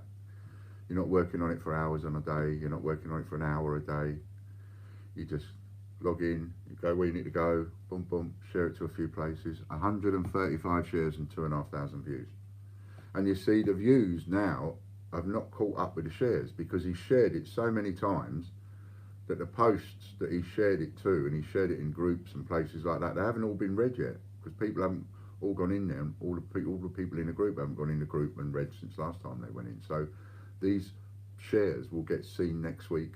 The ones he's already done last week, by some people, won't be seeing them till next week or the week after, by which time he's done another 50 shares. See? That's how this is going to work. I've got messages flying in left, right and centre. So forgive me if I don't answer them all. And for those people out there that might be thinking of sending me some kind of nasty threatening message or whatever, join the queue. I've already got them. I've got at least half a dozen to a dozen nasties on here. Name calling, everything. Nasty, nasty, nasty, nasty stuff. But it won't faze me. It's only words. It's only words. I'll deal with it all the best way I can. If you want to know why I'm always doing that, it's because I dribble. I can't drink a cup of tea or talk for long without starting to dribble. So I'm always doing that, drying my corner of my mouth. And it's because of the teeth problem. And I can't get my teeth now because the dentists don't want me down there. So I've got away. So I've still got half a gob. All right then, so we've done an hour and a half. I'm not going to keep the video just going for 2 hours, and like I say, like I did the other day, you know, just keep going and going and going. Like I say, I'll stop. And we'll call it a day if there's no more questions and I've said everything that I've got to say. I can tell you this though, in closing, some of the stuff that you're hearing, you're not being told the truth. We're not being told the truth. This virus started back on the 17th of November. That's a long, long, long time ago. And you'll notice that the Chinese and South Korea, these are places that have done massive, massive, massive testing. And you've been seeing the questions from Gary Gibbon and so on, asking the Prime Minister and asking people, why are we so woefully unprepared? Why are we only now ordering these tests and kits and all the rest of it? And they won't be honest and tell the truth. And I can tell you why it is. There is a truthful answer to that, and the truthful answer to that is, if you investigate, you will find that since SARS, the Eastern world have probably put more money into stockpiling the ingredients needed for the testing kits and masks and what are these things called, breathing respirators and things like that they're making now forget the name they said now. We need loads and loads of, what is it, what are they?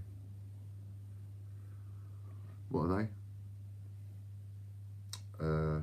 Respirators, and what is it they're making loads of? Dyson's making them. Anyway, all these things that you need, they've been making them for a long time.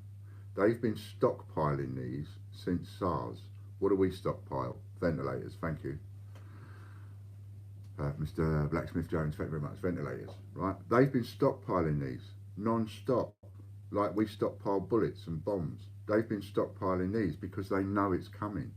They know that they're going to get it again. They're prepared. They've been prepared for the Wuhan virus. This could have been so much worse, and would have been if the Chinese hadn't stopped their Chinese New Year. I just found out this morning, on the Chinese New Year, 400, get your head around this, right? Try and get your head around this. 400 million people go on the move. 400 million. Can you imagine that? There isn't 400 million in America. So that's like the entire population of America and the entire population of the United Kingdom and the entire population of Australia and New Zealand, all put together, all going on the move at the same time. 400 million people. And they all go on the move at the same time every year. A massive, massive migratory thing, because it's a Chinese New Year. And at the last minute, they cancelled it. But when they cancelled it, 5 million people had already gone on the move. 5 million. 5 million. That's almost, what, the entire population of New Zealand all went on the move. So for the Chinese to get a handle on the virus the way they have done is absolutely amazing. But the only reason they've been able to get on top of it is because they knew it was coming. And, you know, I haven't seen many people talking about this, but China is almost the capital of the world for nasty, horrible ways of dealing with food. You know, these people that go into the water with clubs and literally bash the dolphins to death. They can't even kill them mercifully. They have to go out in their rowboats and literally just bash them to death. You know, they corner them all in, and then they go in and they bash them all to death. And they tie dogs up, and they tie ducks up and chickens up, and they tie them up in bundles and have them on their shoulders, hanging on bits of, alive by the, hanging on a thread, but they're allowed to do this. You know, an image I can't get out of my head no matter how much I try, because of this news that I've been watching. I came across it and I didn't watch it. I got off it really quick. I don't want to see it, but it's too late. And it was a picture. It was something. It was about this chef that was about to get his comeuppance, but I couldn't watch it. I couldn't watch it to see him get his comeuppance because the video starts off with the chef in front of the cooker, and there is a dog alive, still hair, everything alive, in a huge pan, in water on the stove. And this chef is about to get his comeuppance. I saw that. I don't even want to. I want him to get his comeuppance. I want the dog to bite his throat out, but I couldn't watch anymore. Can't get that image out of my head. That is what it's like in places like that. So SARS virus, Ebola, bird flu, coronavirus, and the next one, Ian virus, this virus, that virus, the next virus. They're all going to come again and again and again and again and again, and they're not going to stop coming because these people are not being conditioned and educated by their government that this is not the way to live, this is not the way to treat animals, this is not the way to treat food, this is disgusting, these live marketplaces with blood everywhere and disease everywhere and chickens mixing with ducks and pigs and all of that stuff. All of this stuff that we would not allow to go on in the Western world, they live like this every single day, and we in the Western world are condoning it. What they should do now is every single country should get together and say, from now on, we are not even letting planes go in and out of countries like that. We're not going to let you join our freedom of movement and world and all the rest of it if you're going to be like that. Sort your country out, and then you can have planes coming in and out. You know, they should all be embargoed. They should all be put on this worldwide, sort your country out, do the living standards, the health, the hygiene, the human rights, sort it all out before you can open your country up again. If I had my way. It's outrageous that all of this stuff goes on, and then the rest of the world has to pick up the pieces because someone hasn't washed their hands properly and they spread a disease, and the next thing you know, half the world's got a disease. What's going to happen with China over this? This is not the first time. It is always coming from China. I think the last 4 viruses that have come out have come from China. And it ain't going to get better.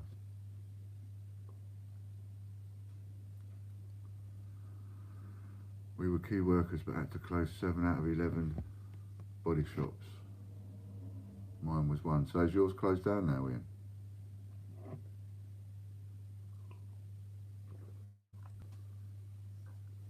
This is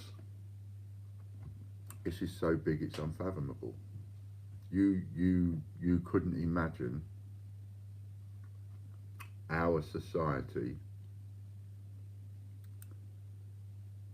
being at a stage where people are dragging bodies out into the street, or the army's coming along and they're looking for the houses that are marked because the government tells us to mark the house or a door in a certain way. And I honestly think that's coming. And people are coming in and out. Bring out the dead, bring out the dead. You've got that scenario in Italy right now. May not be on the news, but that's what's happening in Italy right now. Is they're doing house to houses, they're going into places and they're finding their bodies left, right and centre. So with this happening, and remember we've been talking about this for a couple of months now, right? With this happening, people like Ian now, all of a sudden, boom, gone. Yesterday, last week, he had a job, he's still going to work. Now, no job. Got to go home. He's going to drive his wife potty. Lucky for his wife, Ian makes rings. She can get rid of him down the shed for a little bit. Sod off down the shed. Get out of my way. You know. So that's why we're tying in and buying into that. And it's like, okay, there's going to be a lot of people like Ian, and I'm watching that unfold. There's going to be a lot more people like Ian. Going to be stuck at home, have nothing to do. You're going to need something to do.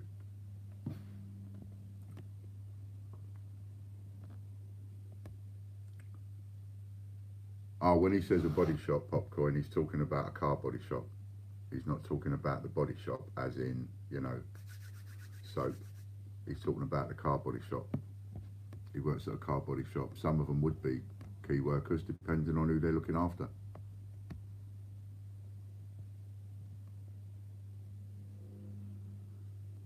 I read a document saying the virus was probably given to an animal in China, a bit like an anteater, and it was probably from a bad bite, and with that, the only bat that was near it was from England.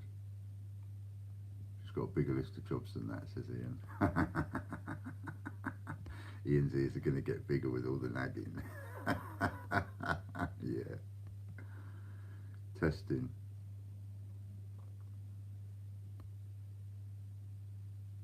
Mum fell ill this morning, taken to hospital, can't visit, she's 87. I sending some love for you, Ian. NHS ambulances, yes, it all depends on the garages and what they do.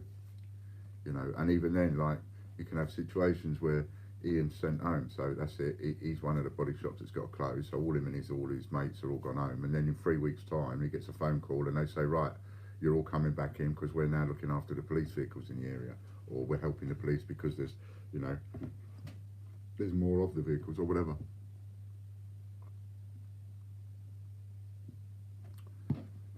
A virus caused by eating rats. Yeah, I mean, see, they, you know, when you look at the conditions of the food and the fact that they're allowed to have these markets where they keep the food alive, but they're all tied up round the neck with each other, and you go on, you go, I'll have that chicken there and I'll have that one there, and then they take the chicken over to the table, chop his head off and kill it and whatever, you know. To keep the food as fresh as you possibly can. You know, and then you've got all these, another thing that's doing the rounds at the minute, and you've got to really watch for this, right, is water injections. You really got to watch for this. You will get unscrupulous food sellers that will take older food and then you inject it with water. So if you take a knackered bit of chicken breast because it's a few days old, what you do is you get an injection needle, you fill the syringe of water, you inject just underneath the thing, you inject water into it. And so you put the needle in, you go inject there, squeeze a bit of water in, inject there, squeeze a bit of water in, inject there, squeeze a bit of water in, inject there, squeeze a bit of water in, inject there, squeeze a bit of water in, inject there, squeeze a bit of water in, and then you look at that chicken breast and it's now twice the size because it's had a bit of water. And if you've ever put a chicken breast into the frying pan that's one size and it has gone down to like less than half the size, you know that that's been interfered with. You know, but they do a lot of that because when meat's going off and everything, it freshens it up. It livens it up. You know, a bit of a old tricks there. It's like a trick in vegetables. You know, when you've got a cabbage and the cabbage starts going off after a few days, you know, you ain't sold them all. So what you rip off, or lettuces, you rip off the outside leaves. And you cut that bit off where it's going yellow and you rip off the outside leaves and all that, throw them away. That's all right for rabbit food. And now you're selling a smaller cabbage or a smaller lettuce. And as time goes on, they get smaller and smaller and smaller as you rip off the waste and throw it away so that you can still sell it. But it won't last long. And it lasts a couple of days and then it'll go off in someone's fridge. You know, there are all sorts of things like that. And all of those things are now going to be coming into play. Why wouldn't they be? They're going to come into play because of supply and demand. The supply outstrips, the demand outstrips the supply. And therefore you make the supply go as far as it can. So even stuff that is starting to go off, end of date stuff. I mean, that's already started with the government pulling them tricks. Sending in the outdated, buying and sending in outdated hospital masks and things like that that are well past their sell-by date. Because we're back to the war situation now. When you're at war, you take all of the expendable people and you put them at the front.